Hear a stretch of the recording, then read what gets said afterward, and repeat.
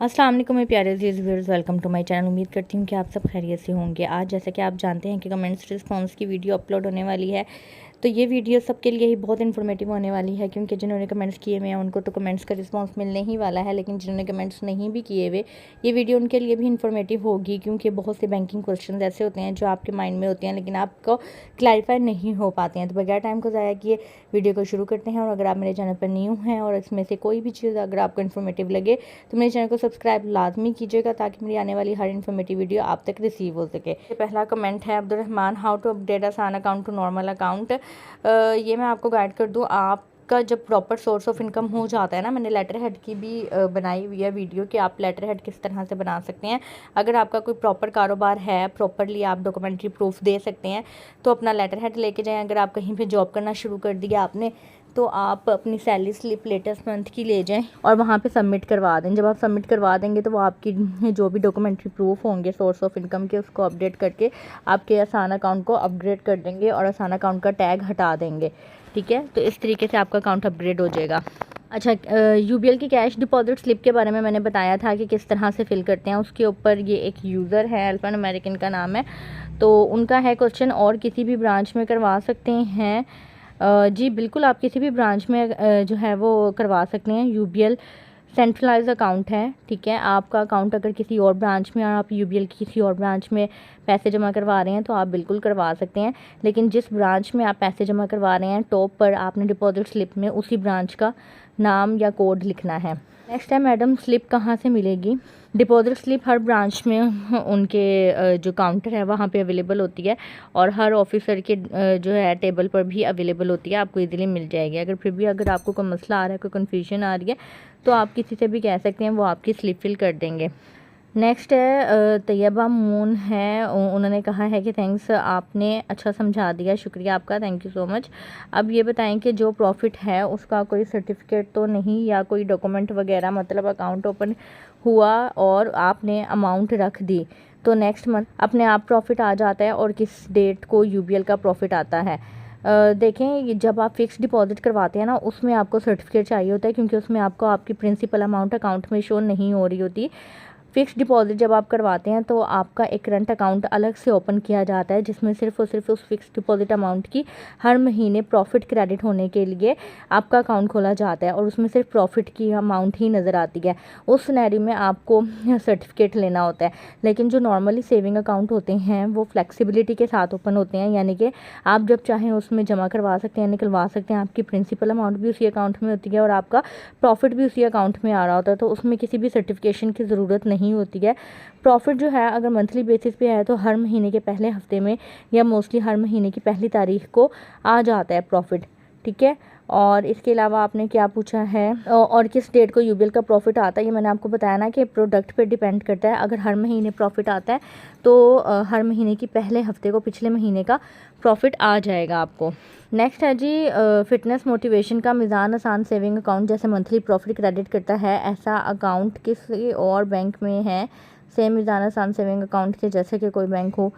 मैंने अब तक जो वीडियोस बनाई हैं उसमें मीज़ान बैंक में ही हैं, जिसमें आसान अकाउंट में मंथली बेसिस पे प्रॉफिट दिया जाता है। अगर मेरी नज़र में आया तो मैं ज़रूर आपको गाइड करूँगी। नेक्स्ट है जी, बादशाह गेमर का मिस कौन सा अकाउंट ज़्यादा प्रॉफिट देता है? मैं भी स्टूडेंट हूँ, मैं सिर्फ 5K या 10K तक डिपॉजिट करवा सकता हूँ, मुझे ऐसा अकाउंट बताएं जो मंथली प्रॉफिट देता हो।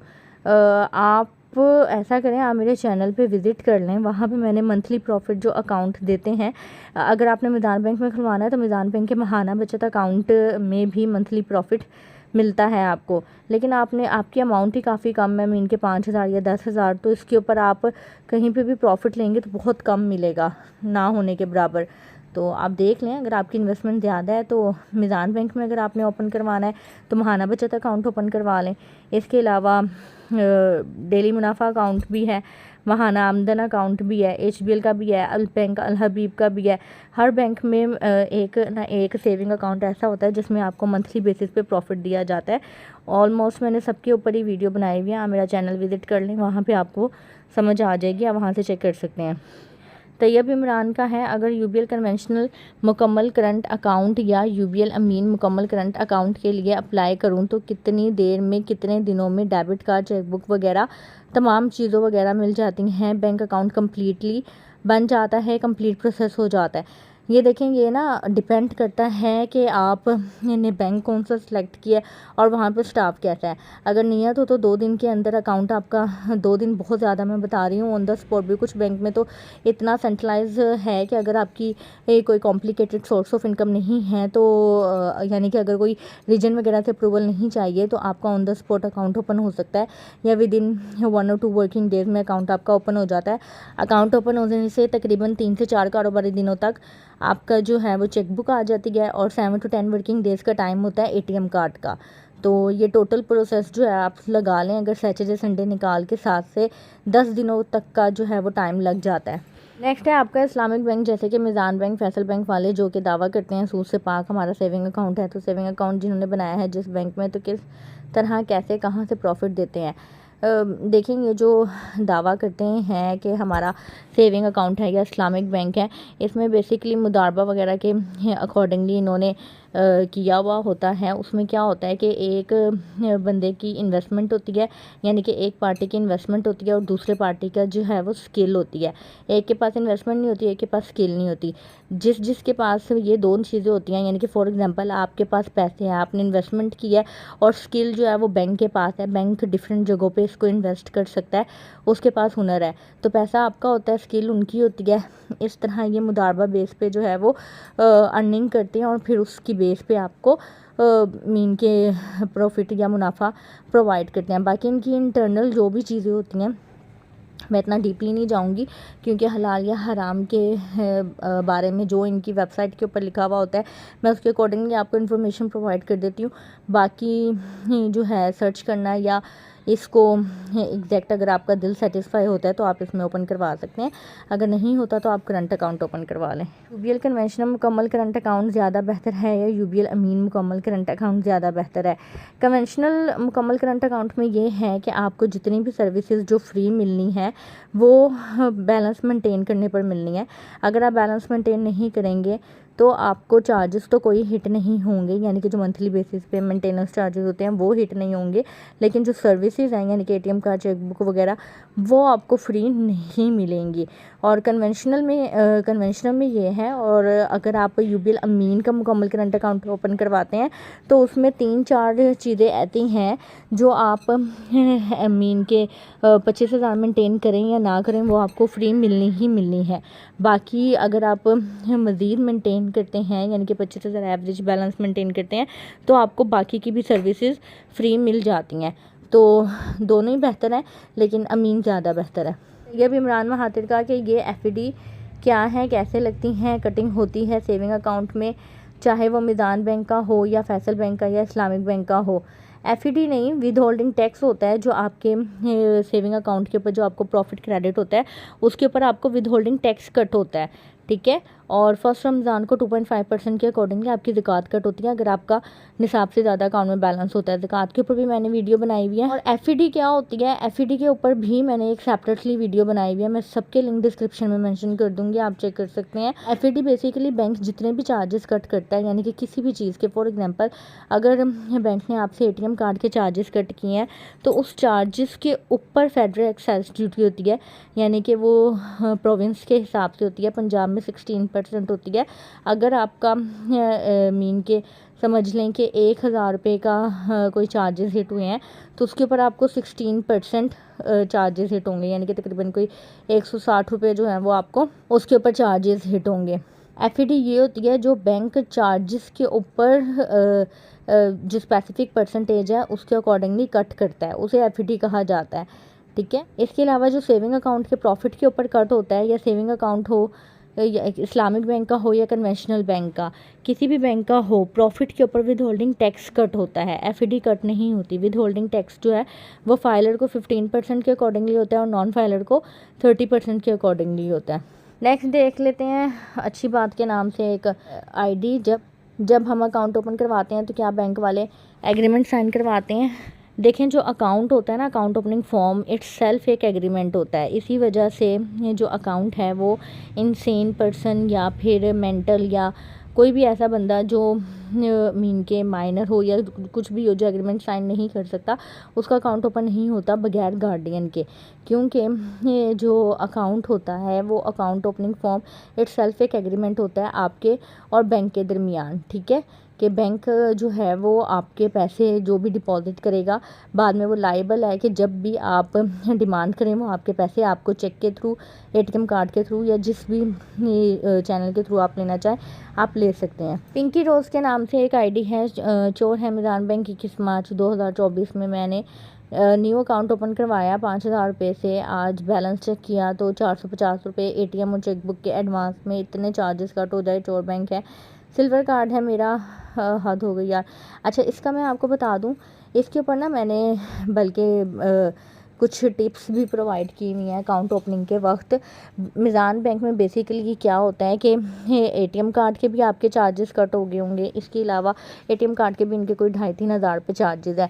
इसके अलावा आपने एसएमएस सर्विस ली होगी तो एसएमएस सर्विस का इनके में है कि आप मंथली बेसिस पे भी कट करवा सकते हैं और एनुअल बेसिस पे एक साथ भी पैसे कट करवा सकते हैं।